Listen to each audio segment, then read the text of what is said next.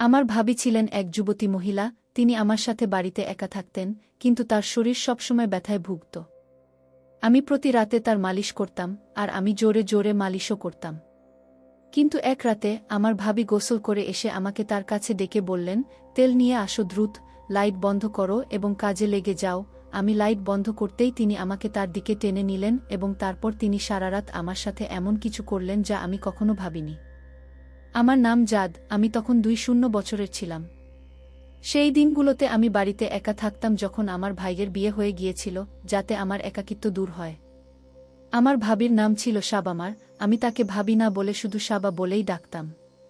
তিনি প্রায়ই আমার ভাইয়ের অনুপস্থিতিতে বিষণ্ণ ও চিন্তিত দেখাতেন, অনেকবার আমি তাকে লুকিয়ে লুকিয়ে কাঁদতে দেখেছি। আমার মনে হতো তিনি হাসান ভাইয়ের কথা ভাবছেন, যখনই তুমি চুপে চুপে কাঁদো। কিন্তু আমি তাকে এ বিষয়ে কখনো জিজ্ঞাসাও করিনি, না, শাবা নিজে থেকে এ কথা বলেনি। তিনি সারাদিন চুপচাপ বাড়ির কাজ করতেন, তারপর রাতে নিজের ঘরে নিজেকে বন্ধ করে রাখতেন এবং তার ঘর থেকে কান্নার শব্দ আসতে শুরু করত।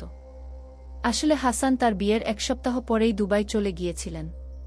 একজন নতুন বধূর জন্য স্বামী ছাড়া সময় কাটানো খুব কঠিন, কিন্তু হাসান শুধু আমার জন্যই বিয়ে করেছিলেন কারণ আমি তখন বাড়িতে একা থাকতাম এবং বাড়ির দেখাশোনার জন্য একজন মহিলার প্রয়োজন ছিল।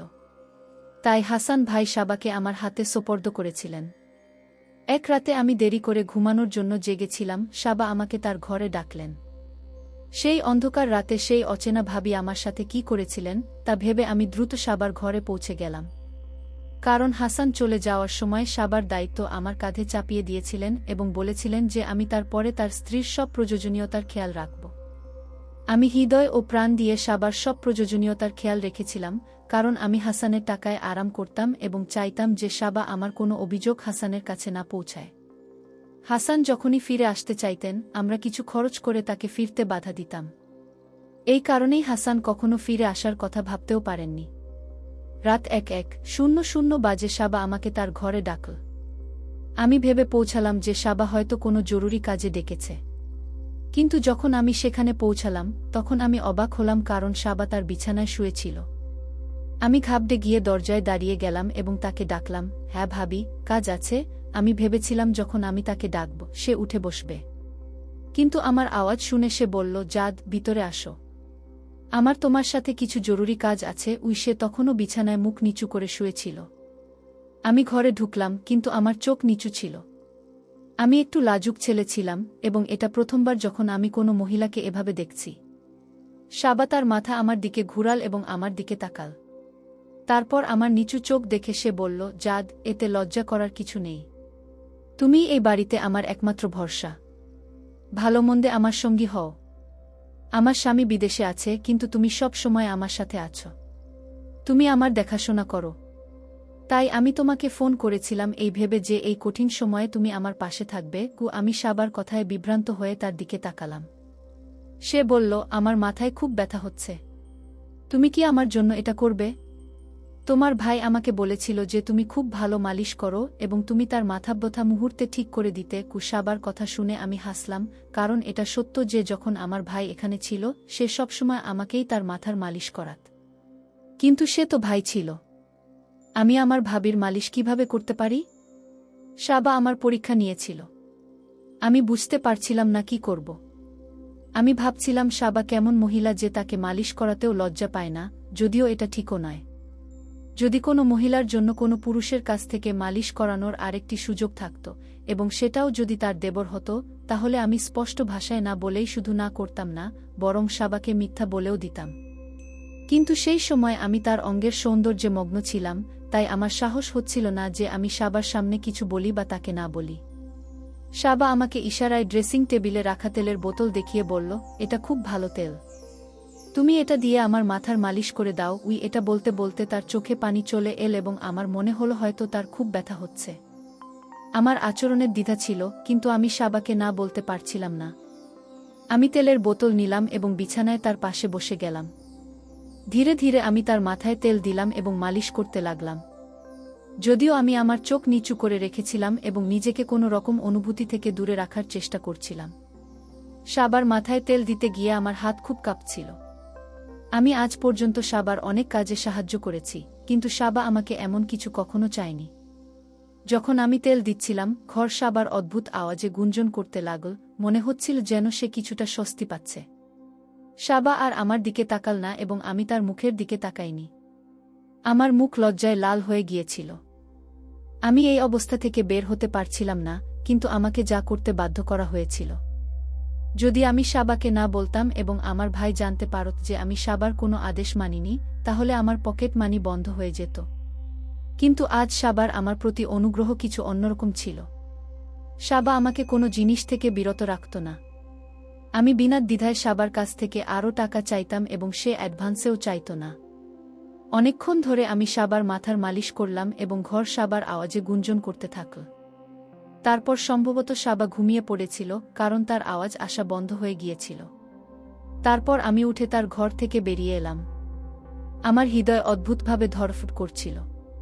প্রথমবার আমি কোনো মহিলার নিকটা অনুভব করেছিলাম এবং তারপর আমার ভেতরে একটা আগুন জ্বলে উঠেছিল। সাবার পোশাক এবং তার সুন্দর রং আমাকে অদ্ভুতভাবে মোহিত করেছিল। তারপর যখনই আমার মনে হলো যে সে আমার ভাইয়ের স্ত্রী, তখন আমি তওবা করলাম এবং ভাবলাম যে এখন থেকে আমি রাতে সাবার ঘরে যাব না। পরের দিন সকালে সাবা পুরোপুরি দোপাট্টায় সেজেছিল এবং আমার জন্য নাস্তা বানাচ্ছিল। তারপর সে নাস্তা আমার সামনে রাখল এবং আমাকে ধন্যবাদ দিয়ে বলল, জাদ, তুমি আমার সব ব্যথা দূর করে দিয়েছ। আমি তোমার কৃতজ্ঞ। ও সাবার কথা শুনে আমি লজ্জা পেলাম এবং সে বলল, আসলে তুমি সারা দিন একাই বাড়ির কাজ করো, তাই তুমি খুব ক্লান্ত হয়ে পড়ো। আমি তোমার কাজে সাহায্য করার চেষ্টা করব, অথবা তুমি কোনো কর্মচারীও রাখতে পারো। আমার কথা শুনে সাবা বলতে লাগল, আমার ক্লান্তি কখনো কমবে না। যেদিন হাসান আসবে তখন আমি সাবার কথার অর্থ বুঝতে পারিনি, কিন্তু সে রান্নাঘরে ফিরে গিয়েছিল। আমার কলেজে যাওয়ার সময় হয়ে গিয়েছিল, তাই আমি বাড়ি থেকে বেরিয়ে গেলাম। কিন্তু সারাদিন সাবা আমার মাথায় ঘুরছিল। দুপুরে যখন আমি বাড়ি ফিরলাম, আপাও বাড়ি এসে গিয়েছিল। আমি ভেবেছিলাম কোনোভাবে তাকে সাবার মেসাজের কথা বলার সুযোগ দেব, কিন্তু সাবা আর আপা পরস্পরের সাথে কথা বলতে এত ব্যস্ত ছিল যে তারা আমার দিকে তেমন মনোযোগী দেয়নি। সাবা আর আপা ভালো বন্ধু হয়ে গিয়েছিল, আর আপা সাবাকে সবার উপরে স্থান দিত। কিছুক্ষণ পর আপা চলে গেল এই বলে যে তার স্বামী কাজ থেকে ফিরছে, আর আমি তাকে মেসাজের কথা বলতে পারলাম না। কিছুক্ষণ বিশ্রাম নেওয়ার পর আমি ঘর থেকে বেরিয়ে দেখলাম সাবা কাপড় ধুচ্ছে আর খুব কষ্ট করে কাপড়ের বালতি নিয়ে ছাদে উঠছে। এটা দেখে আমার খুব লজ্জা হচ্ছিল যে সব কাপড় আমার, আর আমার জন্যই তাকে এত কষ্ট করে ছাদে উঠতে হচ্ছে। আমি তাড়াতাড়ি সাবাকে ডাকলাম আর তার হাত থেকে বালতি নিলাম। সাবার পুরো শরীর ঘামে ভিজে গিয়েছিল, কারণ গরম খুব বেশি ছিল, আর কিছু কাপড় পরতে পরতে তার নিজের কাপড়ও হালকা হয়ে গিয়েছিল। আমি সাবার কাছ থেকে বালতি কেড়ে নিয়ে ছাদে উঠলাম, তারপর তার সাথে সব কাপড় দড়িতে মেললাম আর আমরা নিচে নেমে এলাম। সাবা অদ্ভুতভাবে হাঁটছিল, যেন তার খুব ব্যথা করছে। আমি নিজেই সাবাকে বললাম, তুমি যদি বলো তাহলে ডাক্তারের কাছে যাই, আমার মনে হচ্ছে তোমার মাথায় খুব ব্যথা হচ্ছে। আমার কথা শুনে সে বিষণ্ণভাবে হাসল আর বলল, এটা আমার ভুলের ফল। সাবার কথা শুনে আমি তার দিকে তাকালাম, তখন সে বলল, চিন্তা করো না, আমি শিগগিরই ঠিক হয়ে যাব। তারপর সে তার ঘরে চলে গেল। গত কয়েকদিন ধরে সাবা যা বলছিল তা আমার বোঝার বাইরে ছিল। সে আমার জন্য চিন্তার বিষয় হয়ে দাঁড়িয়েছিল। কখনো কখনো মনে হচ্ছিল সে কিছু লুকানোর চেষ্টা করছে। দুপুর গড়িয়ে গেল আর গরম কমে গেল। আমার চায়ের প্রয়োজন মনে হল। আমি সাবাকে চা চাইলাম। আমি তার ঘরের কাছে গেলাম, তখনই ভেতর থেকে সাবার কান্নার আওয়াজ শুনতে পেলাম। সে কাঁদতে কাঁদতে কাউকে বলছিল, এসব তোমার কারণেই হয়েছে, আজ আমার এই অবস্থার জন্য তুমিই দায়ী। যদি আমি তোমার কথায় পড়ে নিজেকে নষ্ট করে ফেলেছি, তাহলে আমি তোমাকে ক্ষমা করে দেব। সাবার কথা শুনে আমি দরজার কাছে দাঁড়িয়ে গেলাম। আমি জানি না সে কাকে বলছিল, তবে নিশ্চয়ই সে যে কেউই হোক না কেন, সে ভাই নয়। আমি সাবার কথার অর্থ বুঝতে পারলাম। যখন এটা শুনলাম, তখন আমার গা শিউরে উঠল। সাবার মাথাব্যথার কারণ কি এটাই? সে কি অন্য কারো সাথে ভুলভাবে এগিয়ে যাওয়ার কথা ভাবছিল? আমার কান থেকে ধোঁয়া বেরোতে লাগল। আমি বুঝতে পারছিলাম না এ কথা কাকে বলবো। না ভেবেই আমি হাসানকে ফোন করলাম। আমি আমার ভাইকে জিজ্ঞেস করলাম সে কেন আসেনি। আমার ভাই জিজ্ঞেস করতে লাগল, সব ঠিক তো? এখন আমি তাকে তার স্ত্রীর কাজকর্ম সম্পর্কে কি বলবো? আমি শুধু এতটুকু বললাম, তোমার মনে পড়ে, পারলে ফিরে এসো। কিছুক্ষণ পর আমার ভাই ফোন রেখে দিল আর আমি আবার গভীর চিন্তায় ডুবে গেলাম। আমি বুঝতে পারছিলাম না কি করব। আর তারপর সেই রাতে সাবা আমাকে তার ঘরে ডাকল। যখন আমি তার ঘরে পৌঁছলাম, সে আবার শুয়েছিল আর মাথার ম্যাসাজ করতে বলল। আমি চুপ করে বোতল ধরলাম আর দৃষ্টি ফিরিয়ে নিলাম। আমি তার মাথা ম্যাসাজ করছিলাম আর ভাবছিলাম, সে আমার কাছ থেকে এমন ম্যাসাজ কিভাবে পাচ্ছে। আমার মনে হলো যখন আমি কলেজে যাই তখন আমার অনুপস্থিতিতে কেউ বাড়িতে আসে। পরের দিন আমি কলেজ থেকে তাড়াতাড়ি ফিরলাম, তখন দেখলাম কিন্তু আশ্চর্য হলাম যে বাড়ির দরজা বন্ধ ছিল আর সাবা বাড়িতে ছিল না। আমি লুকিয়ে রইলাম আর বাড়ি থেকে দূরে দাঁড়িয়ে রইলাম। অনেকক্ষণ পর সাবা বাড়ি ফিরল, তখন তার ঘাম হচ্ছিল। সে নেশা ছিল। তারপর সে বাড়ির দরজা খুলল আর ভেতরে চলে গেল। আমি তাড়াতাড়ি ভেতরে গেলাম আর সাবাকে জিজ্ঞেস করতে লাগলাম সে সারাদিন কি করল। সাবা আমাকে বাড়ির কাজকর্মের কথা বলল, কিন্তু এটা বলল না যে সে বাইরে কেন গিয়েছিল। এখন আমি নিশ্চিত হলাম যে সে নিশ্চয়ই কিছু ভুল করছে। আমি সারাদিন এরকম অস্থিরতায় কাটাচ্ছিলাম। আমি সাবার সত্যি কথা জানতে চাচ্ছিলাম। আর তারপর রাতে সাবা আমাকে আবার ঘরে ডাকল। আমি জানতাম সে আমার কাছ থেকে মেসাজ করাতে চায়, কিন্তু আমার মন এটা মেনে নিতে রাজি হচ্ছিল না। কিন্তু সত্যি কথা হলো, তার মাথায় সত্যিই খুব ব্যথা হচ্ছিল। তার আওয়াজ শুনে আমি তার ঘরে গেলাম। সাবা আমাকে অনেক অদ্ভুত কথা বলল, যা শুনে আমি হতবাক হয়ে গেলাম। সে বলল, আগে লাইট বন্ধ করো। এটা প্রথমবার ছিল যখন সাবা আমাকে অন্ধকার করতে বলল। আমি অবাক হয়ে জিজ্ঞেস করলাম, লাইট কেন বন্ধ করব? কিন্তু সে রহস্যময় আচরণ করতে লাগল। তারপর কি বারে বারে বলার পর আমি লাইট বন্ধ করে দিলাম এবং যেই আমি তার ম্যাসাজ করার জন্য তার পাশে বসলাম, সাবা আমার হাত ধরে ফেল। আমি তার এই হঠাৎ কাজে হতভম্ব হয়ে গেলাম এবং আমার খুব রাগও হচ্ছিল। সে তার সব সীমা অতিক্রম করে যাচ্ছিল। আমি রেগে বললাম, তুমি কি করছো? সে বলল, আমি তোমার সাথে একটি খুব গুরুত্বপূর্ণ কথা বলতে চাই, কিন্তু আমার এত সাহস নেই যে আমি তোমার সাথে আলোতে কথা বলতে পারি। তাই আমি তোমাকে অন্ধকার করতে বলেছিলাম। কি সাবার কণ্ঠে কাঁপুনি ছিল। এরপর সাবা আমার হাত ধরে ফেলল এবং আমাকে তার গল্প শোনাল। এটি শুনে আমার রোমাঞ্চিত হয়ে গেল। সাবা বলল, আমি ছেলেদের খুব পছন্দ করতাম, কিন্তু কেউই আমার সাথে যোগাযোগ করত না। তাই একাকিত্বের জীবন আমাকে পীড়া দিতে শুরু করল। পরে অনেক কষ্টে একজন আমার জীবনে এল যে আমাকে ভালোবাসা দেখাল এবং আমি আমার বেতন তার উপর খরচ করা শুরু করলাম। যখনই সে টাকা চাইত, আমি তাকে যতটা চাইত ততটা দিয়ে দিতাম। কিন্তু যখন আমি তাকে বিয়ে করার প্রস্তাব দিলাম, সে তা প্রত্যাখ্যান করল এবং বলল যে আমি এখন বুড়ো হয়ে গেছি এবং সে আমার সাথে বিয়ে করতে চায় না। সে একটি যুবতী মেয়ের সঙ্গ পেয়ে গেছে কারণ সে অনেক উন্নতি করেছিল। আমার কারণে সে একটি ছোট ব্যবসাও গড়ে তুলেছিল এবং যখন তার কাছে সব কিছু হয়ে গেল, তখন তার আর আমার প্রয়োজন রইল না। কিন্তু এত দীর্ঘ সময় ধরে একাধিক চাকরি করার কারণে আমার শরীর আমাকে ছেড়ে দিয়েছিল। প্রতি 2 বা 3 দিন পর আমার পিঠে ব্যথা হতো এবং মাঝে মাঝে মাথা ব্যথাও হতো। আমি ভেঙে পড়েছিলাম এবং ছিন্নভিন্ন হয়ে গিয়েছিলাম।